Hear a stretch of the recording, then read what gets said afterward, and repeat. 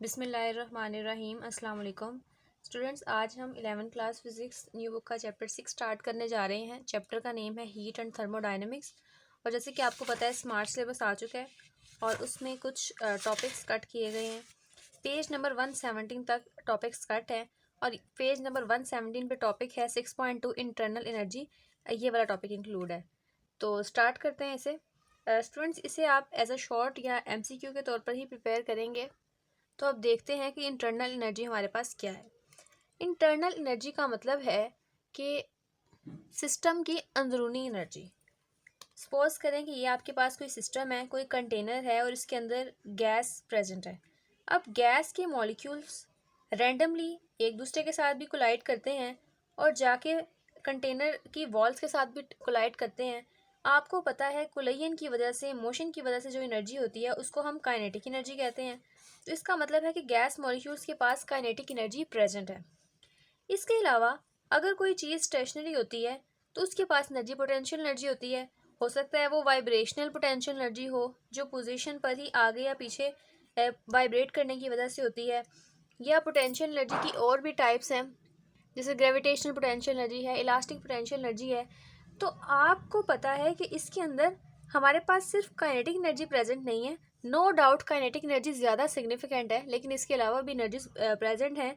तो internal energy क्या होगी? हम इसके अंदर सिस्टम के अंदर मौजूद हर किस्म की एनर्जी को जब उनका सम करेंगे, जब उनको एड अप करेंगे तो हमारे पास टोटल सम आएगा। उसे हम कहेंगे कि ये हमारे पास सिस्टम की इंटरनल एनर्जी है। इसकी डेफिनेशन रीड करें। This sum of all forms of molecular energy, हर किस्म की मॉलिक्यूल्स, गैस मॉलिक्यूल्स की energy, kinetic energy and potential energy of a substance is called the internal energy. उसके बाद रिप्रेजेंटेशन आप कैसे रिप्रेजेंट करेंगे? It is denoted by U और delta U is equal to Q minus W. अब delta U ये आपके पास change in internal energy है, क्यू हीट को रिप्रेजेंट करता है और डब्ल्यू हमारे पास वर्क डन को। यानी इंटरनल एनर्जी किसके इक्वल होगी? जितनी आपने सिस्टम को हीट दी और जितना उसने वर्क किया, वर्क को आप उस हीट में से माइनस कर देंगे तो आपके पास इंटरनल एनर्जी आएगी। ये mathematical form students first law of thermodynamics से ली गई है, जो कि अभी आप एक दो टॉपिक्स के बाद पढ़ेंगे। आप चाहें तो इसे लिखें, आप चाहें तो इसे स्किप भी कर सकते हैं। सेकंड पे आपने रिप्रेजेंटेशन लिख ली। उसके बाद आपने कहना है कि हमारे पास जो इंटरनल एनर्जी है वो काइनेटिक एनर्जी की डायरेक्टली प्रोपोर्शनल है और काइनेटिक एनर्जी हमारे पास टेम्परेचर की डायरेक्टली प्रोपोर्शनल है। यानी आप ये कह सकते हैं, ये जो आपके पास साइन है ये एवरेज को शो करता है। Average of the kinetic energy is directly proportional to temperature T। क्यों? क्योंकि 3/2 कॉन्स्टेंट है। 3 को 2 पे डिवाइड करें 1.5 आता है, या 3 और 2 सेपरेटली भी कॉन्स्टेंट है। के भी आपके पास कांस्टेंट है, इसको आप बोल्ट्जमैन कांस्टेंट कहते हैं। इसकी वैल्यू 1.38 मल्टीप्लाई 10⁻⁻23 जॉल पर केल्विन है। टेम्परेचर आपके पास कांस्टेंट नहीं रहता, इसको आप किसी भी सिस्टम के लिए ज़्यादा कर सकते हैं, कम कर सकते हैं। तो आप कहेंगे kinetic energy is directly proportional to temperature. अगर आप मज़ीद इसको ओपन करके लिखना चाहें तो आप ये भी कह सकते हैं काइनेटिक एनर्जी का फॉर्मूला 1/2 mv² होता है। तो velocity of gas molecule temperature के साथ डायरेक्ट रिलेशन रखती है। टेम्परेचर ज़्यादा होगा तो वेलोसिटी ऑफ गैस मॉलिक्यूल्स भी ज़्यादा हो जाएगी। Average kinetic energy is directly proportional to temperature. तो most significant internal energy in the case of gas molecule is kinetic energy and the kinetic energy is directly proportional to temperature. इसके अलावा यहाँ पर दो डाई एटॉमिक गैस, जिस gas के दो atoms होते हैं उनकी उसकी फिगर बनाई गई है और दिखाया गया है कि यहाँ पर उसके दो मॉलिक्यूल्स के दरमियान इलास्टिक पोटेंशियल एनर्जी प्रेजेंट है और काइनेटिक एनर्जी इसके दोनों मॉलिक्यूल्स में प्रेजेंट है, क्योंकि वो मूव कर रहे हैं, वो दूर जाते हैं या करीब आते हैं, तो हम कहेंगे इसके अंदर ये एनर्जी मौजूद है। अब इसके अलावा ट्रांसलेशनल, रोटेशनल, वाइब्रेशन, इस किस्म की जो एनर्जीज़ हैं वो भी हमारे पास मुख्तलिफ सिस्टम में पाई जाती हैं। लेकिन इंटरनल एनर्जी के अंदर आप सब एनर्जीज़ का सम करेंगे। अब इंटरनल एनर्जी में कौन सी चीज़ें चेंज ला सकती हैं? यहाँ पे टिडबिट पेज नंबर 117 पे उन्होंने दिया हुआ है। वो कहते हैं कि इंटरनल एनर्जी और टेम्परेचर में चेंज लाने के लिए हम सिस्टम में हीट ऐड कर सकते हैं। सिस्टम में हीट ऐड करने से क्या होगा? सिस्टम की एंट्रोपी ज़्यादा होगी। एंट्रोपी का मतलब है कि डिसऑर्डरनेस ज़्यादा होगी, मॉलिक्यूल्स का टकराव ज़्यादा होगा, उनके दरमियान शिद्दत ज़्यादा हो जाएगी टकराने की। यानी हीट ऐड करने से आप किसी भी चीज़ की इंटरनल एनर्जी को ज़्यादा कर सकते हैं। एडियाबैटिक एक्सपेंशन और कंप्रेशन, इसका मतलब है कि हीट का एक्सचेंज नहीं हो रहा, उसके अंदर ही हीट प्रेजेंट है, या आप किसी भी फेज चेंज करके किसी एक स्टेट ऑफ मैटर, लिक्विड से सॉलिड, सॉलिड से गैस, या सॉलिड से लिक्विड, लिक्विड से गैस, इस तरह से मूव कर जाए, तो ये सारे प्रोसेस हैं जिससे आप इंटरनल एनर्जी को चेंज कर सकते हैं। तो ये था स्टूडेंट हमारा short question internal energy. Hopefully आपको समझ आया होगा। जितना मैंने आपको यहाँ पे लिखवाया है नोट्स में, अगर आप इतना कर लें तो आपके शॉर्ट का क्वेश्चन कवर हो जाएगा।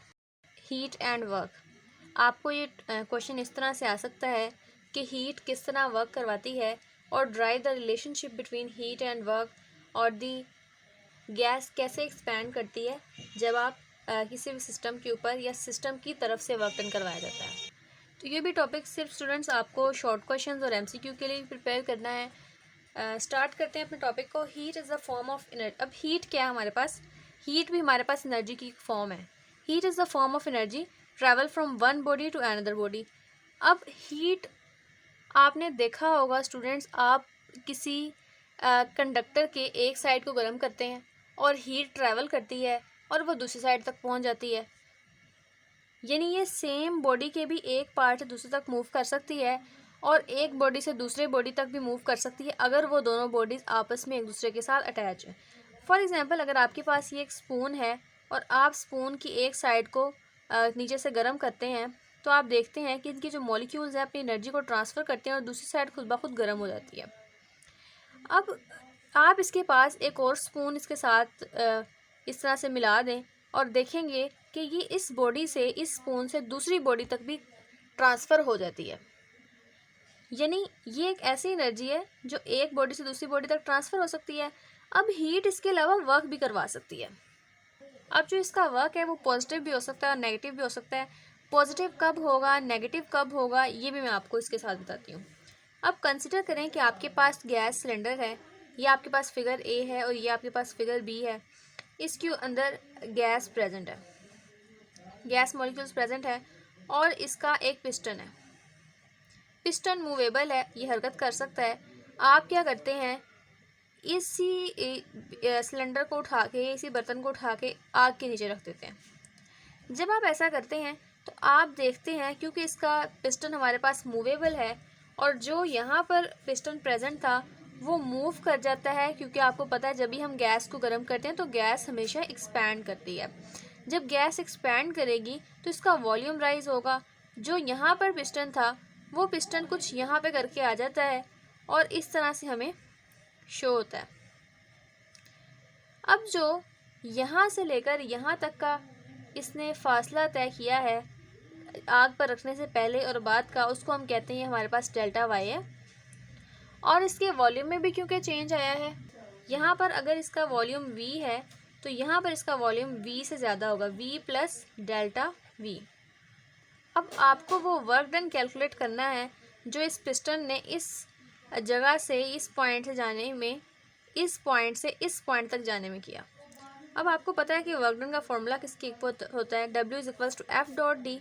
हम यहाँ पे लिखेंगे एफ डी, और क्योंकि, और आपको पता है कि डॉट प्रोडक्ट की जगह आप कॉस थीटा लगाते हैं। अब थीटा क्या होगा, फोर्स भी आप ऊपर वाली डायरेक्शन में लगी और डिस्प्लेसमेंट भी ऊपर वाली डायरेक्शन में कवर हुआ, तो इन दोनों के दरमियान एंगल हमें 0 डिग्री नज़र आ रहा है। आप यहाँ पे लिख सकते हैं एफ टी कॉस 0। और स्टूडेंट्स एफ डी कॉस 0 1 के इक्वल है। फोर्स क्या होगी स्टूडेंट्स, प्रेशर किसके इक्वल है, प्रेशर इक्वल है फोर्स डिवाइडेड बाय एरिया के। अगर एरिया डिवाइड और इधर के मल्टीप्लाई कर दें, फोर्स की वैल्यू पुट करवाएं पी ए, और डी डिस्प्लेसमेंट इसने कितना कवर किया यहाँ से यहाँ तक, डेल्टा वाई। इन दोनों को पुट करवाएं, एफ की जगह पी ए आएगा और डी की जगह डेल्टा वाई आएगा। और स्टूडेंट्स आपको पता है एरिया दो साइड्स का प्रोडक्ट होता है, डेल्टा वाई भी एक साइड को रिप्रेजेंट कर रहा है। जब आप ए और डेल्टा वाई दोनों को मल्टीप्लाई करेंगे तो आपके पास वॉल्यूम आएगा जो कि तीन साइड्स का प्रोडक्ट है।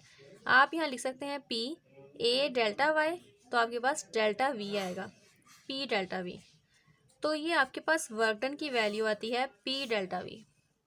अब स्टूडेंट्स आपके पास वर्क डन दो चीज़ों के इक्वल है, पी और डेल्टा वी के। पी वी कर्व, आप पी और वी के दरमियान एक कर्व ड्रॉ करेंगे जो वर्क डन को कैलकुलेट करने के लिए इस्तेमाल हो सकती है। पी के साथ डेल्टा का साइन नहीं है, इसका मतलब है कि पी के अंदर कोई चेंज नहीं आ रहा। नो चेंज का मतलब है कि प्रेशर आपके पास कांस्टेंट है। डेल्टा वी का मतलब है कि आपके पास चेंज आ रहा है और पहले कोई वॉल्यूम V1 होगा, फिर बाद में वॉल्यूम V2 हो गया होगा, लेकिन प्रेशर के अंदर किसी भी किस्म का चेंज नहीं देखा गया। आप कहते हैं कि यहाँ पर वॉल्यूम V1 है, यहाँ पे वॉल्यूम V2 है और प्रेशर एक ही पॉइंट पे, फॉर एग्जांपल हम यहाँ कंसिडर कर लेते हैं, प्रेशर में इंक्रीज नहीं आ रहा, प्रेशर में ज़्यादा वैल्यूज़ नहीं आ रही, ये वैसे ही है, कांस्टेंट ही रहेगा। तो हम इतने से पार्ट को देखते हैं कि ये हमारे पास प्रेशर इतना सा कंसिडर करेंगे जिसमें वॉल्यूम में चेंज आ रहा है। तो ये जो आपके पास एक ट्रायंगल शो हो रही है, जो कि ये V1 से V2 के डिस्टेंस को डेल्टा V के साथ रिप्रेजेंट करेगी, और आप कहेंगे पॉइंट A है, ये पॉइंट B है, ये पॉइंट C और ये पॉइंट D है, और प्रेशर ऊपर की तरफ इंक्रीज होगा, ये 0 पॉइंट है और ये प्रेशर P वाला पॉइंट है।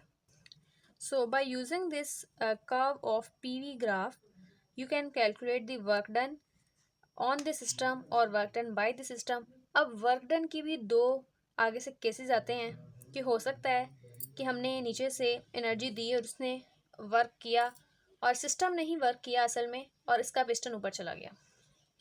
कुछ केसेस में ऐसा भी होता है कि हम खुद वर्क करवा रहे होते हैं, हम खुद पिस्टन को फोर्स करवाते हैं, तो उसमें वर्क डन की वैल्यू पॉजिटिव और नेगेटिव का क्या केस है उसको हम देखते हैं। ये आपके पास सेपरेट एमसीक्यूज में पूछे जा सकते हैं, बहुत इंपॉर्टेंट एमसीक्यूज हैं ये। और वैसे भी अगर आप टॉपिक लिख रहे हैं तो आप उसके साथ लिखेंगे कि work done by the system on environment. अगर हमारे पास सिस्टम जिसको हम कंसीडर कर रहे हैं, जिस तरह हमने पीछे वो सिलेंडर को डिस्कस किया, वो सिस्टम है और वो इन्वायरमेंट पर काम करता है, यानी वो पिस्टन खुद मूव करवाता है, तो वो पॉजिटिव होगा। लेकिन हम अगर ज़बरदस्ती work done on the system करते हैं, ऑन द सिस्टम का मतलब है कि हम पिस्टन को खुद फोर्स करते हैं कि वो इस डायरेक्शन में मूव करे, तो उस केस में हमारे पास वर्क डन नेगेटिव होगा।